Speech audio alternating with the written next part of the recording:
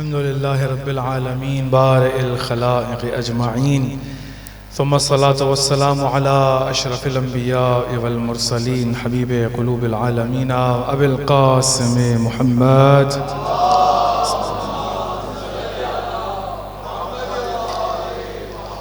व अला आलिहि तय्यबीन ताहिरीन अल मासूमीन अल मज़लूमीन ला सियमा बक़ियतुल्लाहि फ़िल अर्दीन रूही व अरवाहुल आलमीन लितुराब मक़दमिहिल फ़िदा अम्मा बअदु फ़क़द क़ाला अल्लाहु तबारक व तआला फ़ी किताबिहिल मजीद व फ़ुरक़ानिल हमीद बिस्मिल्लाहिर रहमानिर रहीम या अय्युहल्लज़ीना आमनू इस्तजीबू लिल्लाहि व लिर्रसूल इज़ा दआकुम लिमा युहय्यीकुम सदक़ल्लाहुल अलीयुल अज़ीम।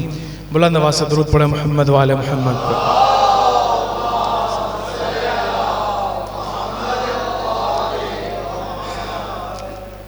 बहुत सारा वक्त गुजर गया, लेकिन इस जुमले से अपने मौजू का आगाज़ करूँगा कि खुदावंद आलम का शुक्र है कि परवरदिगार ने हमें इस पहर में, इन सातों में उस फर्श पर लाकर बिठाया है जहाँ पर फरिश्ते आने के लिए मुसलसल खुदा से इजाज़त मांगते हैं। खुदावंद आलम का शुक्र है कि परवरदिगार एक ऐसे फर्श पर रखता है कि जहाँ पर अगर इंसान जिक्र भी सुनता है तो उसके कान में या फातिमा की सदा है। खुदावंद आलम का शुक्र है कि परवरदिगार ने एक ऐसे मकाम पर लाकर बिठाया है कि जहाँ पर अगर इंसान जितनी देर बैठा रहेगा एक फरिश्ता लिखता चला जाएगा और एक फरिश्ता मिटाता चला जाएगा। क्योंकि दो फरिश्ते हैं, कहा कि भाई कौन सी ऐसी जगह है कि जहाँ पर दोनों फरिश्ते काम करते हैं। एक दफ़ा जहाँ पर एक फरिश्ता के जब कोई अच्छा अमल अंजाम देता है इंसान, तो अच्छा फरिश्ता जो है यानी जो किरामन कातिबीन है हमारे दोनों तरफ, जो दाहिना फरिश्ता है वो लिखता चला जाता है। जब इंसान कोई ऐसा काम अंजाम देता है जो खुदावंद आलम की मासियत हो, तो वो जो बाहिना फरिश्ता है वो लिखता चला जाता है। तो किसी ने सवाल किया कि आप ये बताइए कि कभी कभी ऐसा भी कोई मौका है कि जहाँ पर दोनों फरिश्ते इकट्ठे काम करें? कहाँ हाँ, जहाँ पर हम अहले बैत का जिक्र होता है वहाँ पर एक फरिश्ता नेकियां लिखता है, दूसरा मिटाता चला जाता है। खुदावंद आलम एक ऐसे मकाम पर ले आया कि जहाँ पर हमारे अल्हम्दुलिल्लाह दोनों शानों पे बैठे फरिश्ते इस वक्त महवे कार हैं। दुरूद पढ़े मोहम्मद वाले मोहम्मद पे।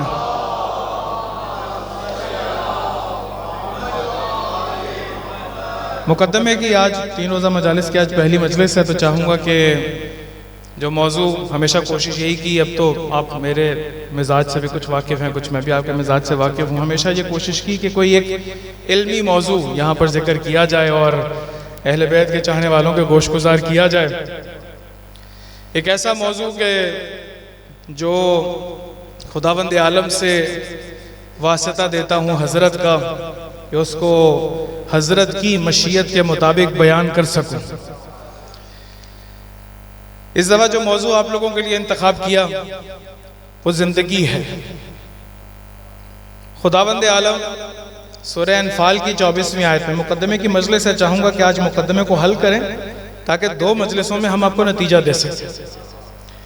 खुदावंद आलम सूरह अनफाल की 24वीं आयत में, तवज्जो से सुनिएगा, 24वीं आयत में फरमाता है या अय्युहल्लज़ीना आमनू, खिताब है ईमान वालों से, है वो कि जो ईमान लेकर आए हो, यानी परवरदिगार उनसे खिताब कर रहा है कि जिनको आलम अरवाह में मोहब्बत अली में खल्क किया है। सही, या अय्युहल्लज़ीना आमनू, ए ईमान वालों, इस्तजीबू लिल्लाहि व लिर्रसूल, देखो अल्लाह और उसके रसूल का जवाब दो। इज़ा दआकुम, जब भी वो तुम्हें पुकारे, लिमा युहयीकुम, ताकि खुदावंद आलम तुम्हें हयात अता कर सके। अजीब बात यह है, लम्हे फिक्र ये है कि खुदावंद आलम जब पुकार रहा है तो मद्दे मुकाबिल एक ऐसा वजूद है कि जिसके पास हयात है। जब उसके पास जिंदगी है तो खुदावंद आलम ईमान वालों से क्यों कह रहा है कि देखो अगर इस्तिजाबत करोगे तो खुदावंद आलम तुम्हें हयात अता करेगा। इसको सिर्फ तत्बीक दे के चाहूँगा कि आगे बढ़ें। रसूल खुदा ने गदीर खुम में, खुम के मैदान में एक हाथ बुलंद किया। जैसे ही हाथ बुलंद किया वहां पर इस्तिजाबत करने वाले का नाम मीसम तम्मार है। या अय्युहल्लज़ीना आमनू, ए ईमान वालो, इस्तजीबू लिल्लाहि व लिर्रसूल इज़ा दआकुम, जब भी अल्लाह और अल्लाह के रसूल तुम्हें पुकारें, अल्लाह और अल्लाह के रसूल को जवाब दो। एक शख्स ऐसा है जिसका नाम मीसम तम्मार, उसने जवाब दिया लब्बैक या रसूल अल्लाह। उसने जाकर सिर्फ खेमे में ये नहीं कहा बखिन बखिन अस्बहता मौलाई व मौला कुल्ले मोमिनिन, ए अली आपको मुबारक हो कि आप आज मेरे और तमाम मोमिनीन के मौला बन गए। सिर्फ ये नहीं कहा, अल्लाह के रसूल की इस्तिजाबत की। अल्लाह ताला ने ऐसी हयात अता की कि सूली पर भी लटक गए लेकिन आज तक मीसम जिंदा है।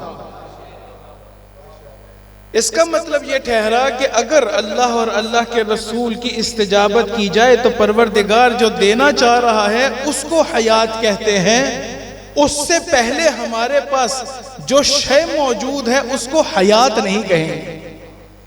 अगर इंसान इस्तिजाबत कर सका तो जिंदगी, अगर इस्तिजाबत न कर सका तो वो जिंदगी नहीं है, वो कुछ और है। अल्लाह ताला की सिफात में से एक सिफत हई, तो जो है आप लोगों की एक सिफत क्या है? हई है। जब खुदावंद आलम हयात रखता है, जब खुदावंद आलम जिंदगी रखता है, तो किस तरह से ये जिंदगी किसी दूसरे को देगा? फलासफा कहते हैं कि खुदावंद आलम ने इस कायनात में किसी भी मौजूद को मय्यत खल्क किया ही नहीं है। उसकी वजह यह है कि हो नहीं सकता कि खुदावंद आलम हयात रखता हो और जिसको भी खल्क करे उसको हयात ना दे। पता ये चला कि जब खुदावंद आलम हयात देता है, जिंदगी देता है, तो उसके दर्जे रखता है, उसके मर्तबे रखता है। इसका मतलब ये ठहरा कि अगर खुदावंद आलम ने इन पत्थरों को खल्क किया है तो इनको जिंदगी अता की है। खुदावंद आलम ने अगर चरिंद परिंद को खल्क किया है तो हयात के साथ किया है, नबातात है तो हयात के साथ है, हर शय इस कायनात में हयात के साथ है। हयात के साथ कोई ऐसा वजूद नहीं है कि जो हयात के साथ ना हो, जो जिंदगी के साथ ना हो। कहते हैं इस कदर रोशन मफहूम है हयात का कि उसकी तारीफ करना मुश्किल हो जाए। अगर आपसे कोई कहे कि अच्छा बताइए रोशनी की तारीफ करें, रोशनी को डिफाइन करें, तो कैसे करेंगे? आप कहेंगे मैं तो रोशनी को डिफाइन नहीं कर सकता, मैं तो नूर को डिफाइन नहीं कर सकता। हाँ, ये कहेंगे कि इसको रोशनी कहते हैं, ये चीज रोशनी है। कोई भी शय इतनी वाज़े हो जाए कि वो काबिल तारीफ न रहे, सिर्फ मुशाहिदे से हल हो सके, इस तरह का एक मफहूम हयात है जो हमारी हर जगह पे मौजूद है। खुदावंद आलम ने एक हयात दी दर्जे नबाती, एक हयात दी दर्जे जमादी, एक हयात दी हयाते दर्जे हैवानी और एक हयात दी दर्जे इंसानी। अब आप मुझे ये बताइए, तवज्जो से सुनिएगा अजीजों, यहाँ पर भी मुकद्दमे की मजलिस से चाहूंगा इसको आज जल्दी से रद्द करके आसार की तरफ हम आ जाए। आप मुझे ये बताइए कि खुदावंद आलम ने जब एक पत्थर को खल्क किया, और कुरान में परवरदिगार फरमाता है युसब्बिहु लिल्लाहि मा फिस समावाति व मा फिल अर्ज़, जो ज़मीन व आसमान में है हर शय खुदावंद आलम की तस्बीह बजा ला रही है। जब हर शय तस्बीह बजा ला रही है तो इसका मतलब है ये पत्थर भी तस्बीह बजा ला रहे हैं। इनको मैं नहीं सुन पा रहा। सुब्बूहुन कुद्दूसुन रब्बुल मलाइकति वर्रूह, इन्हीं पत्थरों से आवाज आ रही है जो किसी आरिफ के कान में आती है, मेरे कान में नहीं आती। अगर मैं इरफान के उस दर्जे पर पहुंच जाऊंगा तो यकीनन ये पत्थरों की जो तस्बीह की आवाज है ये भी मेरे कानों में आएगी। इसी पत्थर को खल्क करने के बाद जब इसने खुदावंद आलम से हयात के दर्जों को कस्ब करना शुरू किया, पत्थर की बात कर रहा हूं, इंसान की बात नहीं कर रहा, तवज्जो से सुनना।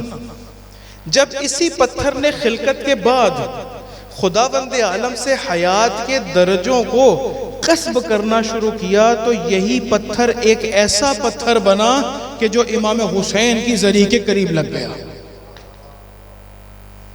एक पत्थर ऐसा कि जो हरम इमाम हुसैन में लगे, और एक पत्थर ऐसा कि जो किसी ऐसी जगह पर लगे जिसकी कोई वक़्त ही ना हो। अगर यही पत्थर इमाम हुसैन के हरम में लगे तो मैं इसको बोसे देता हूं, अगर यही पत्थर मैं वॉशरूम में लगवा लूं तो बोसे दूंगा। इसका मतलब यह है कि इस पत्थर ने खुदावंद आलम से इस दर्जे की हयात को कस्ब किया है कि हरम इमाम हुसैन की जीनत बन जाए। इसका मतलब यह ठहरा कि इस पत्थर ने खुदावंद आलम से उस मर्तबे की हयात को कस्ब करने में नाकाम रहा, जिसके नतीजे में किसी ऐसे मकाम पर लग गया कि जो काबिल बोसा हो ही ना। भाई आप ये देखिए कि रसूल की जरी के पास ही एक ऐसा पत्थर लगा हो जो रसूल की कब्र जैसा ही हो, आप उसको बोसा नहीं देते। भाई किसी नबी के, अगर हम लोग चले कहीं और, मदीना नहीं, उधर मशहद चले जाएं, मशहद अगर जाएं तो इमाम रज़ा अलैहिस्सलाम की जहां पर जरी है उन्हीं की कब्र के साथ ही मामून भी दफन है। अगर बेआई नहीं वैसा ही पत्थर कि जो इमाम अलैहिस्सलाम की कब्र का तावीज़ बना हो, और साथ एक ज़माना कोई ऐसा गुजरा हो कि जहाँ पर, क्योंकि आइंदा आने वाले ज़माने में तो ऐसा होने नहीं लगा, लेकिन कोई ऐसा ज़माना गुजरा हो जहाँ पर दूसरी कब्र भी बेआई नहीं वैसे ही पत्थर के साथ मौजूद हो, तो जब भी कोई इमाम से मोहब्बत करने वाला जाएगा, दोनों एक जैसे पत्थर हैं, लेकिन एक हयात ऐसी कस्ब कर सका कि इमाम रज़ा की कब्र का तावीज़ बन जाए, और एक ऐसा जो नहीं बन सका। एक को बोसा दिया जाए, एक के ऊपर सजदा, एक के ऊपर सर रखा जाए, और दूसरे के ऊपर कुछ भी ना किया जाए। इसका मतलब यह ठहरा कि हमारे पास यही हयात इस कदर अहम मफहूम है कि मैं किस तरह से इस हयात को खुदाबंद आलम से कस्ब करना शुरू करूं, जिसके नतीजे में परवरदिगार मुझे एक ऐसी हयात दे दे कि इस कायनात में जितने भी मलाइका हैं वो किसी और के लिए नहीं, मेरे नफ्स के लिए इस्तिग़फ़ार करना शुरू करें। कहा कि जो जिक्र अली में मशगूल रहता है, जिसने भी अमीरुल मोमिनीन का जिक्र किया है, जिसने भी अहले बैत का जिक्र किया है, परवरदिगार उसके हर जिक्र के बदले में ऐसे फरिश्तों को खल्क करता है कि जो क़यामत तक के लिए उसके लिए इस्तिग़फ़ार करते रहते हैं। इसका मतलब यह ठहरा कि इसके नफ्स ने एक ख़ास दर्जे की हयात को कबूल किया कि जो फरिश्तों की निगाह में आ गए और फरिश्तों ने इस्तिग़फ़ार करना शुरू कर दिया। ऐसा है या नहीं? आप एक ऐसे कमरे में जाते हैं, तवज्जो से सुनिएगा, दुरूद पढ़े मोहम्मद वाले मोहम्मद पर।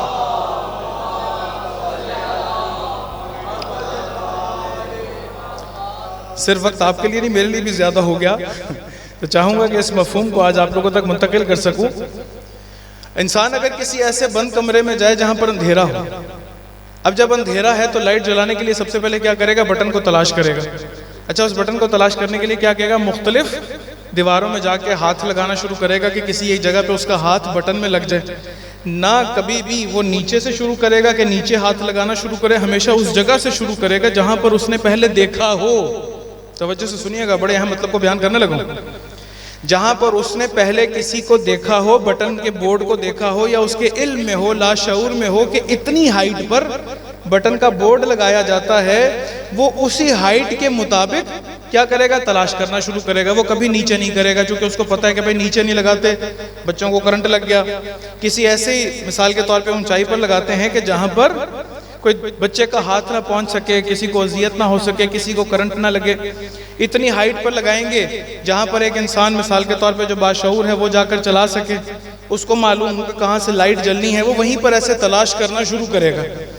जैसे जैसे तलाश करना शुरू करेगा, किसी एक जगह पे उसका हाथ लग जाएगा, तो जैसे ही हाथ लगा उसने बटन दबाया, कमरा ऐसा रोशन हो गया कि उसके सामने हर चीज अया हो गई। खुदावंद आलम ने, जुमला कहने लगा, खुदावंद आलम ने अहले बैत से मोहब्बत करने वालों को हयात के एक ऐसे मर्तबे पर खल्क किया है कि जिसके नतीजे में जब वो इस दुनिया में आते हैं, फरिश्ते उसी हाइट पर चेक करते रहते हैं।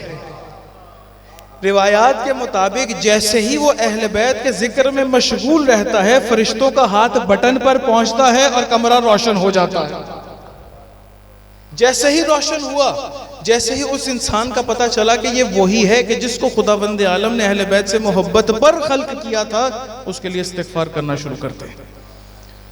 बस पता ये चला कि मुझे अगर पता चल जाए कि मुझे हयात किसे कहते हैं और वो कौन सी हयात है कि जिसको मैंने पाना है, वो कौन सी हयात है कि जिसके दर्जे तक मुझे पहुंचना है, वो कौन सी हयात है कि जब तक मैं उस तक नहीं पहुंचूंगा तब तक खुदावंद आलम, जब तक मैं उसकी इस्तिजाबत नहीं करूंगा, मुझे हयात देने वाला नहीं है। लिमा युहयीकुम, खुदावंद आलम चाहता है कि आपको हयात अता करे। इंसान चाहता है कि वो हयात इंसानी पर रहे तो मिस्ले सुलेमान रहेगा, मिस्ले जाबिर रहेगा, मिस्ले मीसम रहेगा, मिस्ले मिक़दाद रहेगा। अगर एक इंसान ऐसा है कि जो इस हयात को तर्क करने के बाद अपनी हयात जो खुदावंद आलम ने जिस दर्जे पर खल किया है, कुरान में खुदावंद आलम फरमाता है बलहुम अज़ल्लु सबीला, वो ऐसे हैं कि जिनके दिल पे भी खुदा मोहर लगाता है, कानों पे भी मोहर लगाता है, आंखों पे भी मोहर लगाता है, और इस तरह की हयात अता करता है कि जिस तरह की हैवानों को अता की होती है। कितने हमारे माशरे में इस तरह के अफराद हैं, कितने हमारे माशरे में इस तरह के अफराद हैं कि जिनको खुदावंद आलम ने ज़ाहिरी तौर पे इंसान खल्क किया, लेकिन जब वो कोई आमाल अंजाम देते हैं तो ऐसे अंजाम देते हैं कि जैसे हैवान।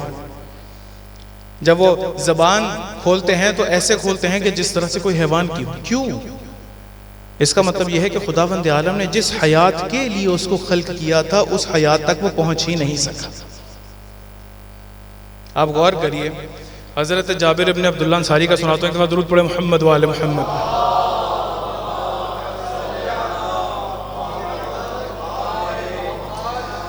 हज़रत जाबिर इब्न अब्दुल्लाह अंसारी बैए अक़बा सानिया, बाज़ रिवायात के मुताबिक अक़बा ऊला के अंदर वो ईमान लेकर आए। चूँकि अंसार में से हैं जाबिर इब्न अब्दुल्लाह अंसारी, यानी इस कदर जलीलुल कदर सहाबी होंगे कि बीबी ने जब हदीस किस्सा को बयान करना था तो किसी और को नहीं थामा, बल्कि कहा कि जाबिर इधर आओ, मैं तुम्हें ऐसी हदीस सुनाती हूँ कि जहाँ पर भी हमारे शिया जमा होकर इसको पढ़ेंगे खुदावंद आलम रहमत के मलाइका नाज़िल कर देगा। भाई कैसी हयात को पाया। भाई अंसार पहले तो अंसार नहीं थे, पहले तो वो आप कह लीजिए बुत परस्त होंगे या कुफार में से होंगे, लेकिन जैसे रसूल खुदा के हाथ पर बैत की है, जैसे ही उस हयात के दर्जे को कस्ब करने में कामयाब हो गए हैं, वो जाबिर जाबिर नहीं रहे बल्कि मिन्ना अहलल बैत बन गए। कहा ये कोई और नहीं है बल्कि हम अहले बैत में से है। कहा अच्छा। एक दफ़ा जब गज़वा खंदक हो रही, गज़वा अहज़ाब हो रही, तो हज़रत जाबिर इब्न अब्दुल्लाह अंसारी कहते हैं कि मैंने देखा कि रसूल खुदा ने अपने पेट के ऊपर पत्थर बांध रखे। जैसे मैंने देखा कि पेट के ऊपर पत्थर बांध रखे हैं, मुझे समझ में आ गया कि इस वक्त जहाँ पर तमाम मुसलमान गुरस्ने हैं, जहाँ पर तमाम मुसलमान भूखे हैं, वहीं पर रसूल खुदा को भी भूख लगी है। मैंने जाके पूछा, रसूल खुदा आपने अपने पेट के ऊपर पत्थर क्यों बांध रखे हैं?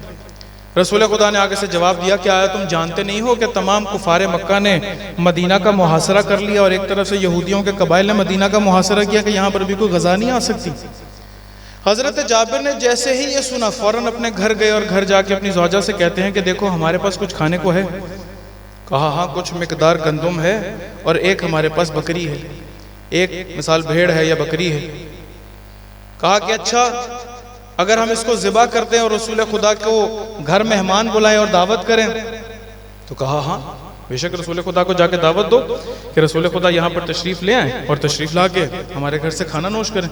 वो कहा मैंने देखा रसूल खुदा ने पेट पे पत्थर बांध रखे, भूख से हैं, तो हम उनको अपने घर में दावत देते हैं जिसके नतीजे में रसूल खुदा की भूख पूरी हो जाए, बाकी मुसलमान तो देख लेंगे। कहा हाँ जाओ। और जब रसूल खुदा के पास आए जाबिर इब्न अब्दुल्लाह अंसारी, आके कहते हैं रसूल खुदा मैं चाहता हूँ कि आज दोपहर आप हमारे मेहमान बन जाएं। रसूल खुदा कहते हैं क्या आया तुम इस पे राजी नहीं होगे ए जाबिर कि मैं उसको भी लेकर आऊं कि जिससे मैं मोहब्बत करता हूं? आगे से रसूल खुदा ने जब ये पूछा तो जाबिर ने कहा क्यों नहीं, चूंकि जानते हैं कि किसी और को तो नहीं, अली को लेकर आएंगे। जब मौला तशरीफ लाएंगे, रसूल खुदा आएंगे, मौला तशरीफ लाएंगे, तो क्यों नहीं तशरीफ लेकर आई? कहा कि हाँ रसूल खुदा सबको लेकर आइए।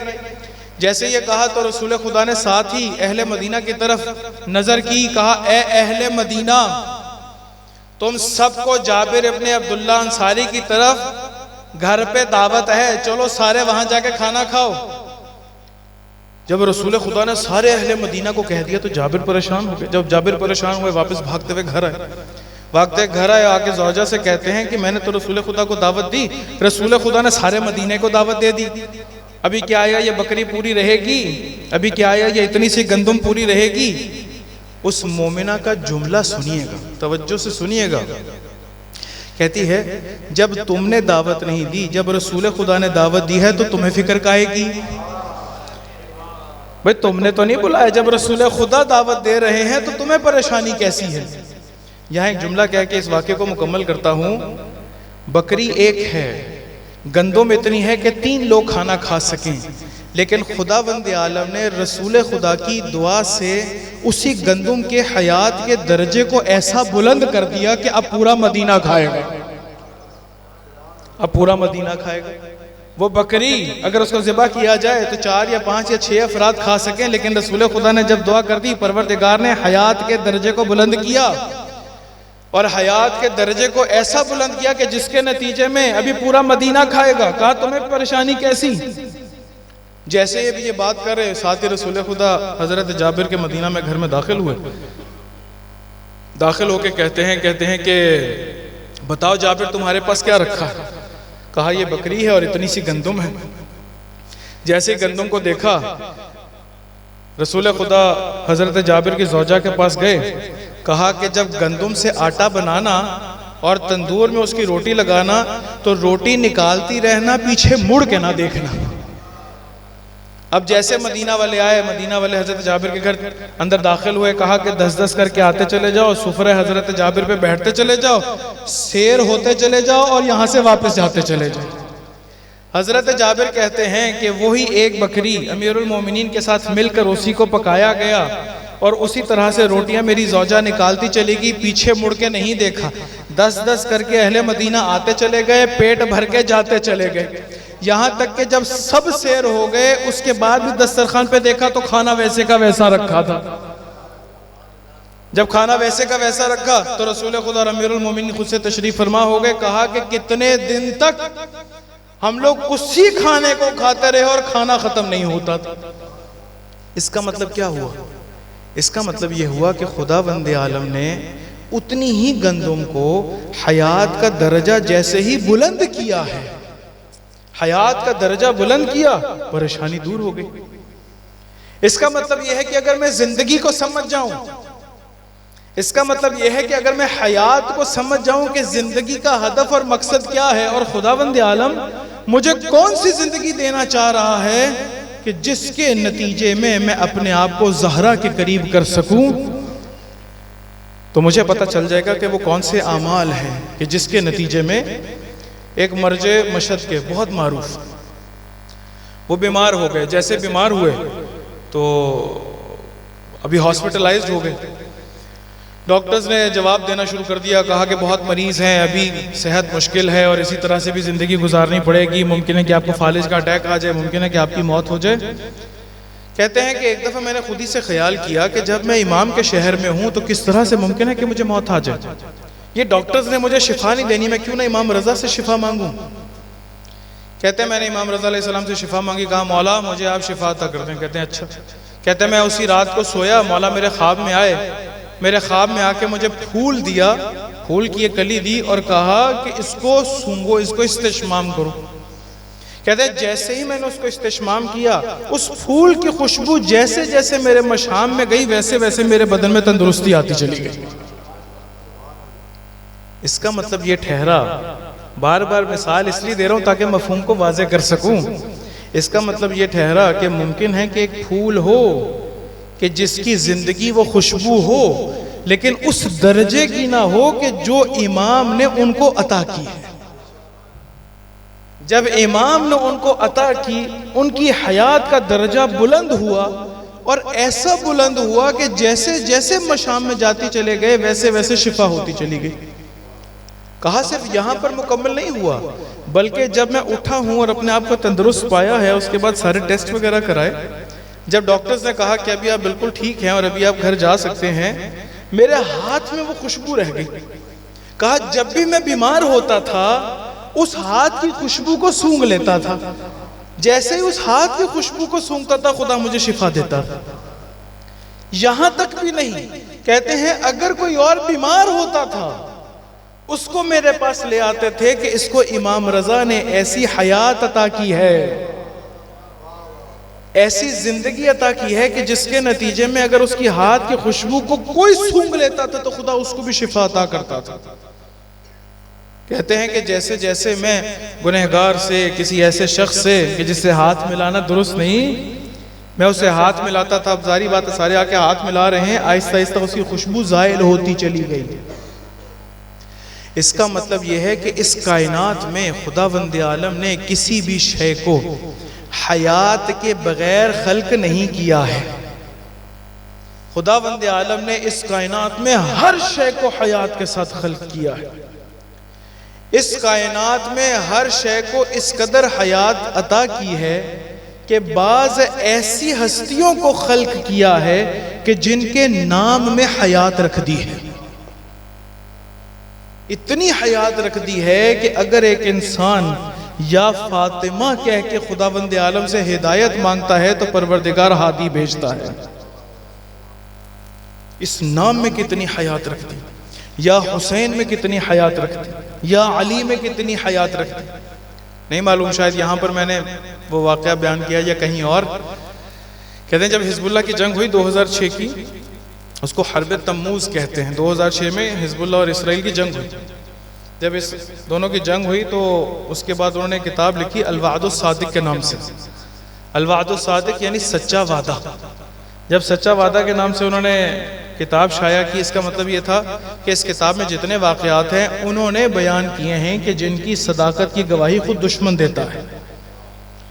उन्होंने उस किताब के अंदर एक वाक़या नकल किया कि एक फ़ौजी है कि जो इसराइल और लबनान के बॉर्डर पे है, जहाँ पर मिसाल के तौर पे इसराइल अटैक कर रहा है।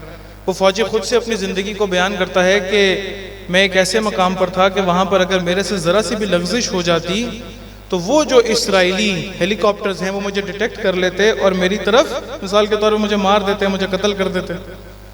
कहते हैं इसी असना में कि हेलीकॉप्टर आया, वहाँ से मेरे से ऐसी गलती हो गई कि जिसके नतीजे में उस हेलीकॉप्टर ने, इसराइल के 2006 की बात कर रहा हूँ, 61 हिजरी की बात नहीं कर रहा, 60वीं हिजरी की बात नहीं कर रहा, अभी कुछ चंद साल पहले, ये टेक्नोलॉजी के दौर में। कहते हैं हेलीकॉप्टर आया, हेलीकॉप्टर जैसे ही आया उसने जैसे ही मेरी तरफ यानी मुझे डिटेक्ट कर लिया, मेरी तरफ मिसाइल दागा। जैसे ही मेरी तरफ मिसाइल दागा मेरी ज़बान पे जारी हुआ या अली अदरिकनी, या अली अदरिकनी, या अली अदरिकनी। कहा कि 3 दफ़ा मैंने जैसे या अली अदरिकनी कहा तो क्या देखता हूँ कि फ़िज़ा में एक ज़ात है कि जो नमूदार हुई है और उसने मेरी तरफ आने वाले मिसाइल को लिया है और अपनी टांग से 2 टुकड़े करके परे फेंका है। कहते हैं कि जैसे ही उसने सारा माजरा मैंने देखा, जैसे ही मैंने उस ज़ात को देखा कि किस तरह से उसने मुझे महफूज किया, मैंने उससे पूछा कि आप कौन हैं? तो साथ ही वो आगे से कहता है कि आया तुम्ही ने नहीं मुझे पुकारा। इस नाम में खुदाबंद आलम ने इतनी हयात रखी है कि इंसान इस नाम को लेता है तो परवरदिगार उसकी तौफीकात में इजाफा करता, खुदाबंद आलम उसकी हिफाजत करता। खुदाबंद आलम जो हई है, हो नहीं सकता कि परवरदिगार ने इस कायनात में किसी भी एक ज़ात को हयात अता ना की हो। अब आइए इसकी तारीफ करते हैं। इस हयात से मुराद क्या है? जो फ़िलासफ़ा है, गरबी फ़िलासफ़ा, वो ये कहते हैं कि इस हयात से मुराद ये है कि हर वो शय कि जो हरकत करती है, इसका मतलब है कि वो हयात रखती है। हर वो शय कि जो हरकत में है, इसका मतलब यह है कि वो जिंदा है, इसका मतलब है वो हई है। वो कहते हैं नहीं, हर वो शय कि जो बढ़ती है उसको कहते हैं कि ये हयात रखती है। वो कहते हैं ऐसा भी नहीं है, हर वो शय कि जो समरा देती है उसको कहते हैं कि ये हयात रखती है। उसकी मिसाल इस तरह से कि अगर गंदम का बीज है, गंदम का खोशा बन गया, लेकिन वो जो गंदम के खोशे के अंदर दाने मौजूद हैं, अगर वो दाने इस काबिल नहीं है कि इंसान का पेट भर सकें, तो इसका मतलब यह है कि वो हयात नहीं रखते। अगर वो जो गंदम का बीज है, अगर वो खोशा नहीं बनता, अगर वो खोशा नहीं बनता, तो इसका मतलब यह है कि वो हयात नहीं रखता। अगर एक इंसान एक जगह से दूसरी जगह तक ना जा सके, तो इसका मतलब यह है कि वो हयात नहीं रखता। अगर इंसान को कहीं पर कैद कर लिया जाए, तो इसका मतलब यह है कि वो हयात नहीं रखता। ये किसने तारीफ की? फ़िलासफ़ा ने, जो गरबी फ़िलासफ़ा है। हम जब ये तारीफ करते हैं, हम जब हयात की तारीफ करते हैं, हम कहते हैं कि हर वो शय, तवज्जो से सुनिएगा तारीफ, एक इल्मी मौजू छेड़ बैठा, हर वो शय कि जो कुव्वत से फेल की तरफ जाने की सलाहियत रखती है, इसको कहते हैं कि यह हयात रखती है। हम लोग इंग्लिश में एक लफ्ज इस्तेमाल करते हैं पोटेंशियल, और एक दफा कहते हैं एक्टिवेशन। किसी एक शय के अंदर किसी एक चीज की सलाहियत का पोटेंशियल होता है, पोटेंशियल होती है या होता है, जो भी, जब ये एक्टिवेट होता है, इस प्रोसेस को हम कहते हैं कि ये जिंदगी है। इसको मिसाल के जरिए से समझाऊं। हजरत हुर जाहिरी तौर पर देखने में दोबारा बढ़ नहीं रहे हैं, जाहिरी तौर पर देखने में चल फिर रहे हैं, जाहिरी तौर पर देखने में बात कर रहे हैं, लेकिन जब तक हुसैन के खेमे में नहीं आए हैं तब तक मुर्दा है। जैसे ही हुसैन के खेमे में आए हैं तो जिंदा है। खुदावंद आलम ने इस रूह को एक ऐसा पोटेंशियल अता किया है कि जिसके नतीजे में ये अपने आप को अहले बैत के सामने जब झुका लेता है तो इसकी वो तमाम सलाहियतें एक्टिवेट हो जाती हैं कि जो खुदावंद आलम ने इसको अता की है। भैया मुझे ये बताएं, खुदावंद आलम ने इंसान के अंदर सब्र की सलाहियत को रखा। वो जो इंसान के अंदर सब्र की सलाहियत को रखा है, ये तब तक नहीं एक्टिवेट होगी जब तक इंसान अपने आप को हुसैन के खेमे में ना ले। भाई अभी बच्चों के कत्ल होने से इंसान परेशान होता, किसी और वजह से, किसी नुकसान की वजह से परेशान होता, लेकिन आप मुझे ये बताइए कि करबला में जितने भी थे उनका सब्र इस शिद्दत के साथ एक्टिवेट हो चुका था कि वो उस मौत को भी हयात तस्वुर करते थे। वो ये नहीं कहते थे कि ये नुकसान हुआ।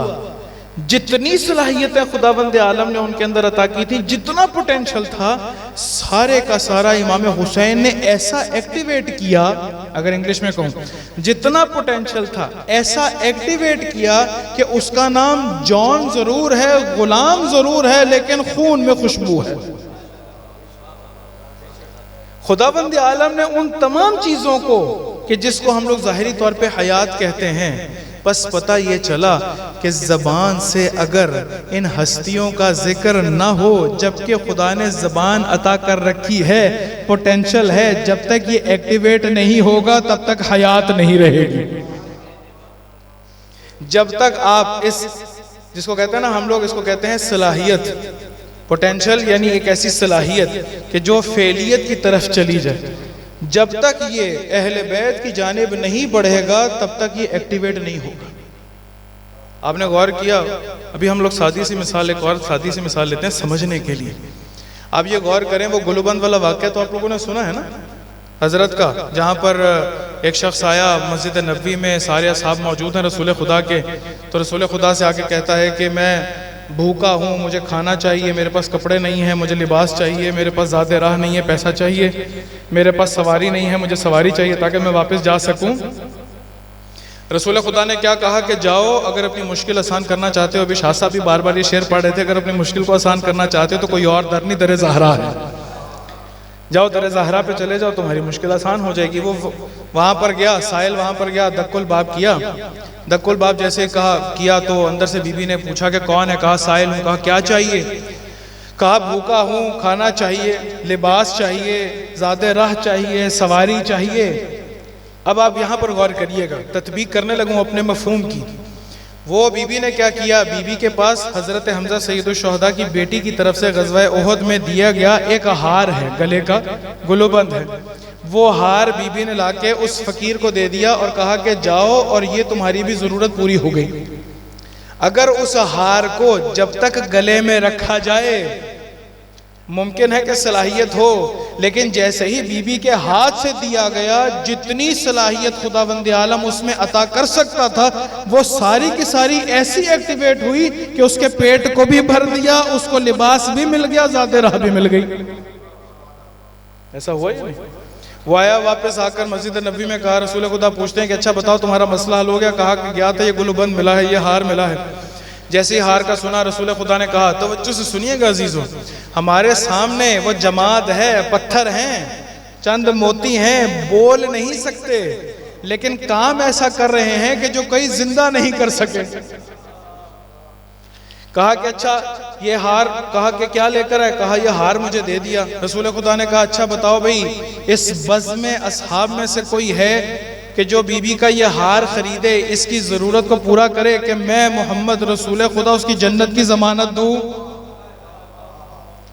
अब क्या आया, वहां पर जितने असहाब मौजूद नहीं थे, क्या आया, खुदावंद आलम ने हर एक के नफ्स में वो पोटेंशियल नहीं रखा था? पोटेंशियल जन्नत में जाने का है, वो सलाहियत जन्नत में जाने की है, लेकिन एक्टिवेट रसूल के करीब होकर सिर्फ अम्मार करते हैं। इसका मतलब ये ठहरा कि वो जब तक एक्टिवेट नहीं होगा, जब तक वो फेलियत इख्तियार नहीं करेगा, तब तक है ही नहीं। हयात तब है कि जब ये पोटेंशियल एक्टिवेट हो जाए। वो एक्टिवेट हुआ।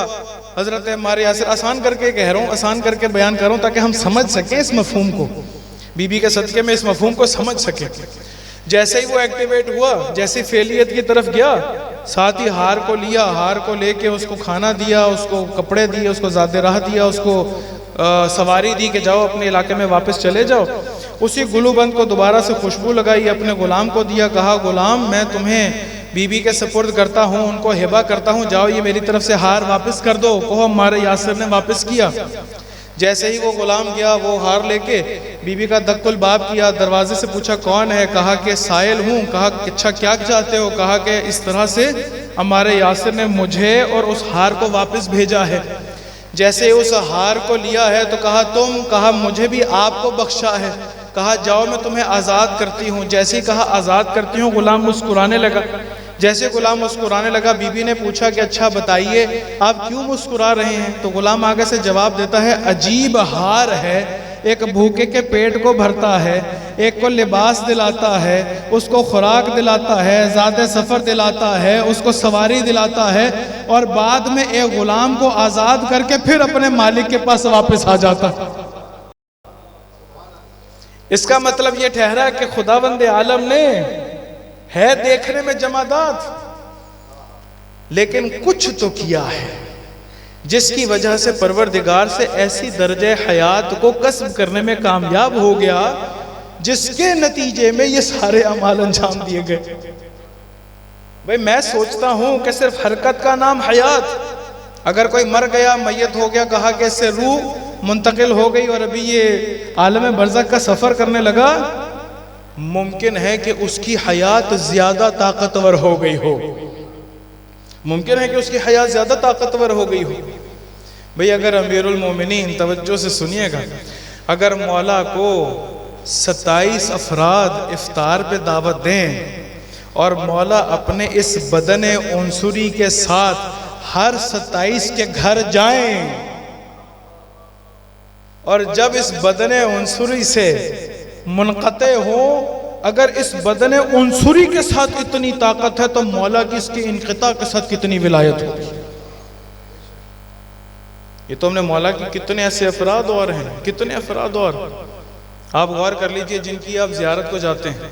हम लोगों को खुदा बार बार इमाम हुसैन अलैहिस्सलाम की करबला ज़ियारत के लिए ले जाए, वहाँ पर असहाब के लिए नहीं जाते, हज़रत कुमैल इब्न ज़ियाद की ज़ियारत के लिए नहीं जाते, हज़रत मीसा में तमार की ज़ियारत के लिए नहीं जाते, क्या है बाकी असहाब की ज़ियारत के लिए नहीं जाते, गंजे शहीदा में करबला में इमाम हुसैन अलैहिस्सलाम की ज़ियारत के लिए नहीं जाते। यहाँ से नहीं कहते अस्सलामु अलैकुम या शुहदा करबला, ए करबला के शहीदों आप पर सलाम हो। अगर उस वक्त होते और यहाँ से सलाम भेजते तो मुमकिन है इस बदन उनसुरी के साथ न सुन पाते, लेकिन खुदावंद आलम ने उस शहादत की वजह से हयात का ऐसा मर्तबा अता किया है कि इंसान जहां से भी करबला के शोहदा पर सलाम भेजता है, करबला के शोहदा उस पर सलाम भेजते हैं।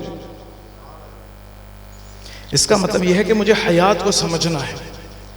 मैं जिंदगी को हरकत का नाम नहीं दे सकता, मैं जिंदगी को नशोनुमा का नाम नहीं दे सकता, मैं जिंदगी को सिर्फ कमाई का नाम नहीं दे सकता, मैं जिंदगी को ज़ाहिरी नेमतों में इजाफे का नाम नहीं दे सकता, मैं जिंदगी को सिर्फ और सिर्फ कलाम का नाम नहीं दे सकता।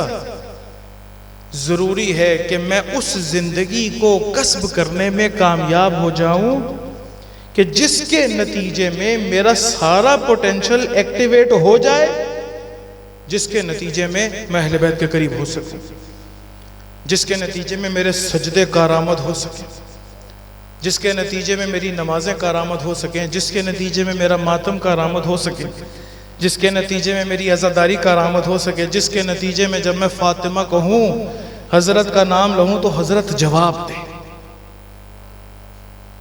हो सकता है कि इंसान सलाम कहे और रसूल खुदा या हज़रत जवाब ना दे, हो नहीं सकता। हमारे सामने इब्राहिम मुजाब मौजूद नहीं है करबला में। इब्राहिम मुजाब को इब्राहिम मुजाब क्यों कहा जाता था? जब भी जाते थे करबला कहते थे अस्सलामु अलैका या अबा अब्दुल्ला, आगे से मौला जरी से जवाब देते थे वा अलैकुम अस्सलाम या इब्राहिम। नाम पड़ गया मुजाब, जिसको जवाब दिया जाए। इसका मतलब यह है कि वो हयात के ऐसे दर्जे पे है कि जहां पर अपने नफ्स में मौजूद सलाहियतों को फेलियत तक पहुंचा चुका, जिसके नतीजे में अब मौला का जवाब सुन रहा है। आप जब जाते हैं मौला की ज़ियारत के लिए मशहद, वहाँ जाके आप कहते नहीं अस्सलामु अलैका या अली इब्न मूसा रज़ा, ए इमाम रज़ा अलैहिस्सलाम आप पे सलाम हो। जब आप इज़्न दुखूल ले रहे होते हैं तो आप आगे से क्या पढ़ते हैं? वहाँ पर आप जवाब दे रहे हैं, यानी तुजीबु दावत सलाम या सलामी वलाकिन अल्लाह हजबा समई अन कलामिकुम, यानी अल्लाह ताला ने या फिर इस ज़माने ने या फिर मेरे हयात के इस दर्जे ने मेरे कानों को इस काबिल नहीं छोड़ा कि मैं आपके सलाम का जवाब सुन सकूं। अगर मैं ज़िंदगी को समझ जाऊं, हयात किसे कहते हैं? सूरह अनफाल में खुदावंद आलम क्यों कहता है लिमा युहयीकुम? ऐसा जवाब दो कि जहां पर खुदावंद आलम जब जवाब दिया जाए तो परवरदिगार आपको हयात अता कर सके, ऐसी हयात अता कर सके कि जिसके नतीजे में इंसान अपनी तमाम सलाहियतों को, अपने तमाम पोटेंशियल को किसी तरह से फेलियत तक ले जाए, अपने तमाम पोटेंशियल को किसी तरह से इमाम ज़माना की तरफ रुख दे दे, अपनी तमाम सलाहियतों को इमाम ज़माना की तरफ रुख दे, ताकि बीबी हमसे राजी हो सके, ताकि बीबी राजी हो जाए। उस वक्त जितने अफराद थे जो ये कर सके, बीबी राजी हो गई। जब बीबी गई है दरबार में, तवज्जो से सुनिए आखिरी जुमले, बाकी कल इंशाअल्लाह। जब बीबी दरबार गई हैं तो वो जो खुतबा वहां पर खुतबा फदकिया के नाम से मारूफ है, अगर कोई आज भी पढ़े तो अजीब उसकी हालत हो जाती। बीबी वहां पर क्या कर रही हैं? वहां पर जाके बता रही हैं कि मैं कौन हूं, खुदावंद आलम की हम्दो सना बजा ला रही हैं, रसूल खुदा की मदहो सरा कर रही हैं, अपना तारुफ कर रही हैं, बता रही हैं कि मैं फातिमा बिनते मोहम्मद हूँ, मैं मोहम्मद की बेटी, मोहम्मद की लाडली फातिमा हूँ। देखो सारे के सारे वारिस बने, सुलेमान दाऊद के वारिस बने, यूसुफ याकूब के वारिस बने, याहिया जकरिया के वारिस बने, इस्माइल इब्राहिम के वारिस बने, मैं अपने बाप की वारिस क्यों ना बनूं? अगर तुम ये कहते हो कि हाँ मैं गलत कह रही हूं तो आयत ततहीर का इनकार करते हो। ये सारी बातें किस लिए हैं? ताकि किसी तरह से वो जो सलाहियत है फेलियत में तब्दील हो जाए। हम उसको कहेंगे वो जिंदगी है, हम उसको कहेंगे वो हयात है, हम उसको कहेंगे कि वो जिंदा है। हम कभी नहीं कहें, क्यों? क्योंकि जो खुदावंद आलम ने सलाहियत दी थी उसको फेलियत तक नहीं ले जा सका। ये मजलिस, ये मातम, ये अज़ादारी, ये जिक्र, ये हजरत का नाम, ये तमाम चीजें इसी वजह से हैं।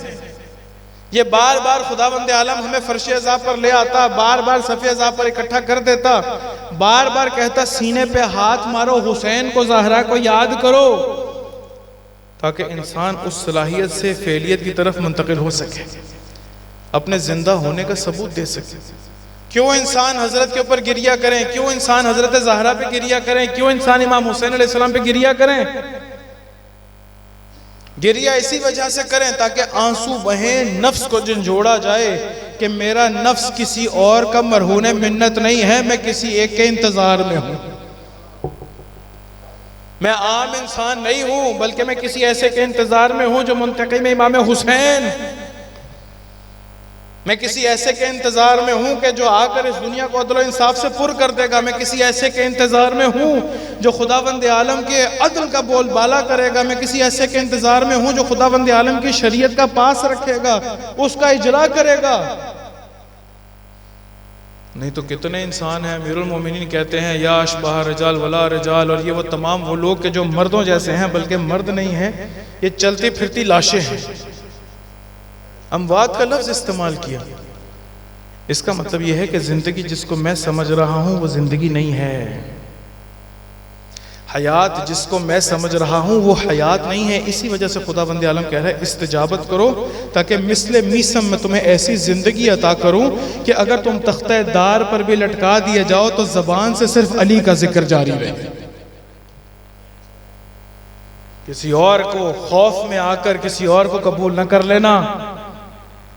कितना जरूरी है मेरे लिए जिंदगी को समझना, कितना जरूरी है मेरे लिए हयात को समझना, कितना जरूरी है मेरे लिए इस मफहूम को समझना, ताकि मैं अपनी इसी जिंदगी में कि जो खुदा ने बहुत मुख्तसर रखी है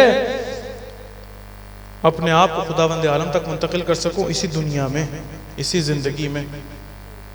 कितने लोग मुस्तजाबु दावा बने लेकिन उसके बावजूद अहले बैत से दूर हो गए, मौत आ गई, जिंदा नहीं हो सके। कितने लोगों को इमाम हुसैन ने एक रात में जिंदगी अता की, कितने लोगों को इमाम हुसैन ने ऐसी जिंदगी अता की कि अगर उनके बच्चे के सर को वापस मिला दिया जाए तो वापस फेंक कर कहती है कि एक दफा जो हुसैन की राह में दे दें वापस नहीं लेते। कैसी माँ है, कैसी जिंदगी है। इसका मतलब है कि सलाहियत है, इन्हीं के वसीले से खुदावंद आलम ने उस सलाहियत को फ़िअलियत में तब्दील करने की तौफीक अता करनी है। मैं हयात को कुछ और समझता रहा, लेकिन जिंदगी इस हरकत का नाम नहीं है, टांगों से चलने का नाम नहीं है, बल्कि उस सलाहियत के फ़िअलियत में मुंतकिल होने का नाम है। आइए तवस्सुल करते हैं, बीबी से तवस्सुल करते हैं कि बीबी हम इस दुनिया में आपकी खातिर जिंदा होना चाहते हैं। बीबी इस दुनिया में जो कुछ दिया है आपने दिया है। मेरे पास अगर सेहत है तो आपकी वजह से है, मेरी अगर सांसें चल रही हैं तो आपकी वजह से है, अगर मेरे पास औलाद है तो आपकी वजह से है, अगर मेरे पास बदन है, दिल की धड़कन है तो किसी और की वजह से नहीं, आपके घराने की वजह से। आपका घराना है जिस पे मुझे एतमाद है। आपका घराना एक ऐसा घराना है कि जिसके दरवाजे पे रसूल खुदा 6 माह तक आयत ततहीर की तिलावत करते थे। आपका घराना एक ऐसा घराना है कि जिसमें ऐसे अनवार को खुदावंद आलम ने जमा कर दिया है कि फरिश्ते भी देखकर हैरान हैं कि ये कौन है। खुदावंद आलम भी तारुफ कराता है तो कहता है हुम फातिमा व अबूहा व बालुहा व बनूहा। ऐ जिब्राइल ये कोई और नहीं, ये मेरी फातिमा है, ये उसके बाबा हैं, ये उसके शौहर हैं, ये उनके बेटे हैं, ये उनके फर्जंद हैं। वो बीबी के जिसके लिए रसूल खुदा अपनी जगह से बुलंद हो जाते थे, वो बीबी के जब रसूल खुदा वो तशरीफ लाती थी हुजरे में तो आगे बढ़कर इस्तिकबाल करते थे। वो बीबी के रसूल खुदा फरमाएं कि जब भी मैं जन्नत की खुशबू की तरफ मुश्ताक होता हूँ तो बीबी के हाथ के बोसे लेता हूँ। इस बीबी के साथ क्या किया जालिमों ने। जनाब सानिया ज़हरा कहें कि मेरी माँ जब दरबार में गई है ना, दरबार में जाकर जब गई हैं तो कमर सीधी है, सर के बाल सियाह है, लेकिन जब वापस लौटी हैं तो कमर खमीदा है, सर के बाल सफ़ेद हो गए। किसी ने बीबी से पूछा कि बीबी ऐसा क्या हुआ दरबार में कि जिसके नतीजे में जब आप गई हैं तो कमर सीधी है, जब लौटी हैं तो कमर खमीदा है। कहते हैं कि जाकर मैं सबको यही कहती रही कि देखो मैं मोहम्मद की बेटी फातिमा हूँ, मेरे बाप ने मुझे झूठ बोलना नहीं सिखाया, वो जिसकी तहारत की गवाही खुदा दे, वो जिसकी तहारत और सदाकत की गवाही फरिश्ते दे, वो बीवी मुसलमानों के सामने जाकर ये कहती रहे मैं मोहम्मद की बेटी हूँ, मेरे बाबा ने मुझे झूठ बोला। कहते हैं बीवी जब वापस आई है ना, पहला जब हमला हुआ तो रसूल खुदा के विसाल शहादत के 3 दिन के बाद हुआ। जब 3 दिन के बाद पहला हमला हुआ ना, तो आके यही कहते थे कि साओ आओ अली को भेजिए, अली को हमारे हवाले कर दीजिए। बीबी इनकार करती थी, बीबी बार बार इनकार करती थी। जब तीसरा हमला हुआ ना, कहा अली को हमारे हवाले कर दीजिए। मेरी तरफ तवज्जो रखिए, कहा कि अली को हमारे हवाले कर दीजिए।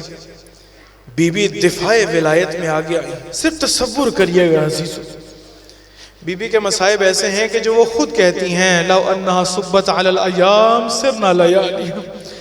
ऐ मेरे बाबा रसूल खुदा, मुझ पर ऐसे मसाइब टूटे हैं कि अगर रोशन दिनों पर टूटते तो तारीक रातों में तब्दील हो जाते। ऐ बीबी, ऐ ज़हरा, आप पे कौन सी मुसीबत टूटी है? कहते हैं कि जब आए हैं ना, आके कहा अली को हमारे हवाले कर दीजिए। सिर्फ अपने चश्मे तसव्वुर से सोचिएगा, कहा अली को हमारे हवाले कर दीजिए। बीबी दिफाए विलायत में आई हैं दरवाजे के पास, आके कहती हैं मैं अपने मौला को तुम्हारे हवाले नहीं करूंगी। कहा अगर हवाले नहीं करेंगे तो पूरा मदीना यहाँ पर लकड़ियां जमा कर चुका है, उस दरवाजे से कि जहां से फरिश्ते भी बगैर इजाजत के नहीं जाते, उस दरवाजे को आग लगा दी जाएगी। कहा अली को हवाले नहीं करूंगी। कहा अगर अली को हवाले नहीं करेंगी तो हम इस घर को घर वालों समेत आग लगा देंगे। कहा पता है इस घर में कौन रहता? कहा पता है इस घर में रसूल ज़ादी रहती। अजरकुम अल्लाह, अजरकुम अल्लाह। जब बीबी ने, एक रिवायत के मुताबिक कहते हैं बीबी ने दरवाजा खोला था, जब दरवाजा खोला बाहर लकड़ियां पड़ी देखी ना, तो फौरन दरवाजे को बंद किया।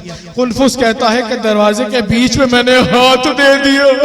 मैंने जैसे ही हाथ दिया बीबी के चेहरे की इहानत की है। मुझे किसी ने कहा कुनफुस दरवाजे को आग लगा दो।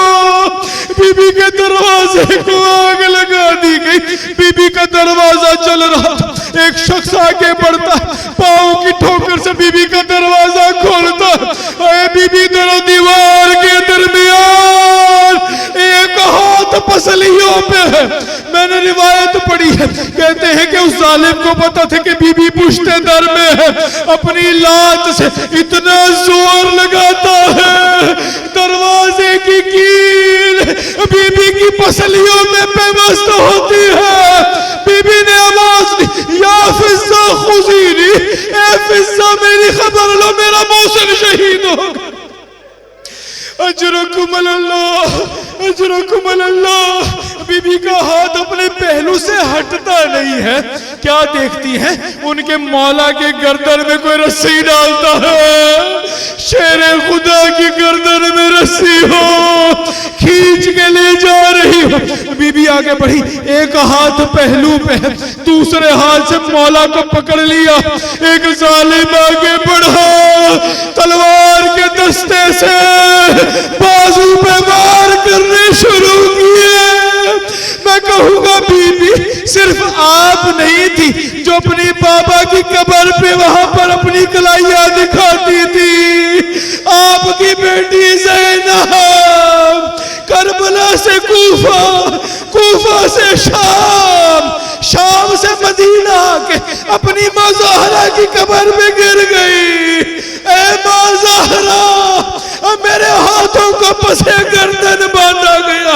ए बाबा अली, ए रसूल खुदा, देखिए मेरे हाथ पे अभी भी जंजीरों के निशान है। ज़ैनब शाम से लुट गया।